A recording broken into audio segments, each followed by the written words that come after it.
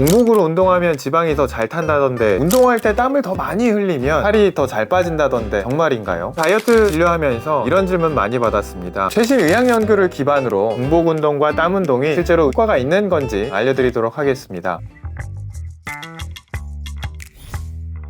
적게 먹고 많이 움직이면 살이 빠지죠. 적게 먹고 운동하는 거, 이 두 가지 섞은 게 바로 공복 운동입니다. 간헐적 단식을 지키려면 어쩔 수 없이 공복 운동밖에 못한다, 이런 이야기를 하기도 하십니다. 그런데 공복 운동 하시는 분들 살 잘 빠지시던가요? 제가 이제 크로스핏을 한 1년 정도는 공복으로 했는데요, 이 공복 운동하는 동안 살은 잘 안 빠지고 오히려 근육량이 좀 줄어서 기량이 하락했던 적이 있습니다. 공복 운동하면 살은 빠질까요? 단기적으로는 맞는 말입니다. 메타 분석이라고 여러 개의 연구를 모아서 다시 연구한 논문이 있는데, 그것을 보면 단기간에는 공복 상태에서 운동을 하면 지방이 더 잘 탄다는 이야기가 있습니다. 공복 상태에서 낮은 강도의 유산소를 하면요, 지방 산화율이 식후에 했던 것보다 한 3g 정도 더 많이 타는데요, 중간 강도로 운동을 하면 1시간 동안 20g 정도의 지방이 타거든요. 3g 정도면 10% 이상 되는 양이니까 상당한 거죠. 그런데 이제 여기서 중요한 전제 조건이 있습니다. 바로 저강도의 유산소 운동이라는 거죠. 중강도, 고강도로 올라갈수록, 그리고 운동 시간이 30분 이상 길어질수록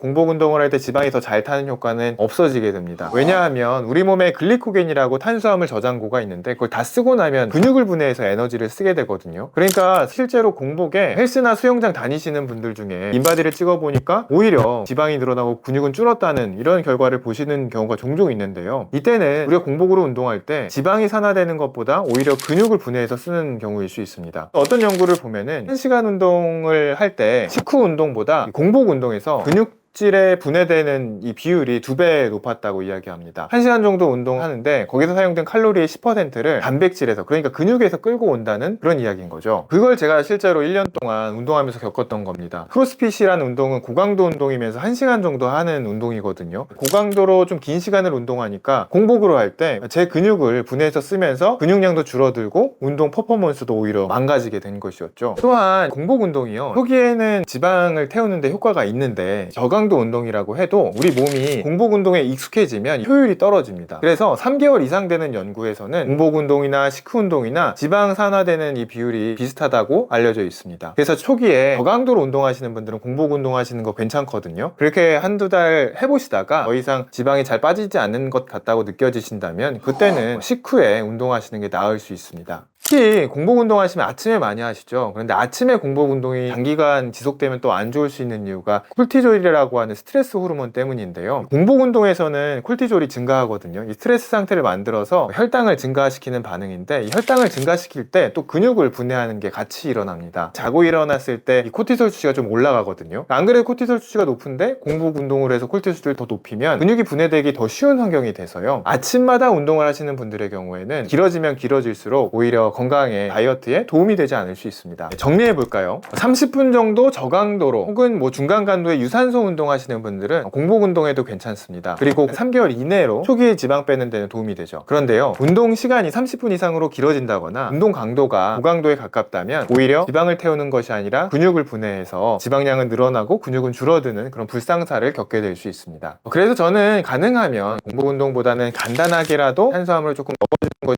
것이라고 이야기합니다. 아침에 특히 운동하시는 분들은 운동 30분에서 1시간 전에 바나나 정도 드셔주시면 좋겠습니다. 아니면 고구마 반 개 정도. 단백질 쉐이크도 물론 좋은 선택입니다. 이제 두 번째 주제 한번 생각해 볼까요? 바로 땀 운동이죠. 운동할 때 땀을 많이 흘리고 나면 왠지 운동 효과가 더 좋은 것 같고 지방도 더 잘 분해되는 것 같고 그렇습니다. 흔히 사우나 가서 땀을 많이 빼고 체중이 많이 줄었다 이렇게 이야기 하시는데요, 저 역시도 몇 년 전에 여름에 새벽에 달리기 할 때는 오히려 조금 더울 때 달리고 그랬는데요, 저만 그런 게 아니라 헬스 하시는 분들도 그렇고 혹은 또 필라테스나 요가 하시는 분들은 오히려 더 더운 환경에서 운동하려고 하시더라고요. 그렇게 땀을 많이 흘리면 운동할 때 지방이 더 잘 분해될까요? 결론부터 이야기 드리면 땀 나는 거랑 지방 분해되는 거랑 별로 상관이 없습니다. 왜 그러냐면 땀이 나는 게 지방이 분해돼서 나오는 게 아니라 체열이 올라가서 이 체온을 식히려고 나오는 거거든요. 그러니까 우리 몸에 땀이 빠져나가서 살이 빠지는 건요, 땀이 99%가 물이다 보니까 물컵에 물을 약간 따라 놓고 재는 것과 마찬가지란 겁니다. 사실 체중은 줄어들지 않았죠. 그래서 또 이런 질문을 하시더라고요. 체온이 증가하면 지방이 또 잘 분해되는 거니까 또 좋은 거 아닌가요? 이렇게 이제 질문하시는데요. 2023년에 사이클 선수 10명을 대상으로 체온과 외부 환경과 운동량, 지방 분해 이런 것을 이제 연구한 적이 있습니다. 18도의 온도랑 33도의 더운 환경의 온도랑 이 사이클 선수가 7일의 간격으로 양쪽을 다 해봤을 때 언제가 더 효율적이고 지방이 잘 타나 이런 걸 본 것이죠. 심박수를 고정했기 때문에 실제적인 운동 강도는 일치시켰습니다. 운동 결과를 표로 한번 보여드릴게요. B를 보면 이 더울 때 운동하면 당연히 체온이 잘 올라가는 것을 볼 수 있죠. 그리고 이제 더운 환경에서 운동할 때 C와 E를 보면 운동 강도가 더 강하다고 느끼는 것을 볼 수 있습니다. 운동 강도는 동일했는데 더 힘들다고 느낀 거죠. 또한 체온이 올라갔기 때문에 더 땀을 많이 흘리게 되었습니다. 그러면 실제로 이 더운 환경에서 운동했던 이 사이클 선수가 칼로리 소모도 많고 또 지방도 많이 환화됐을까요?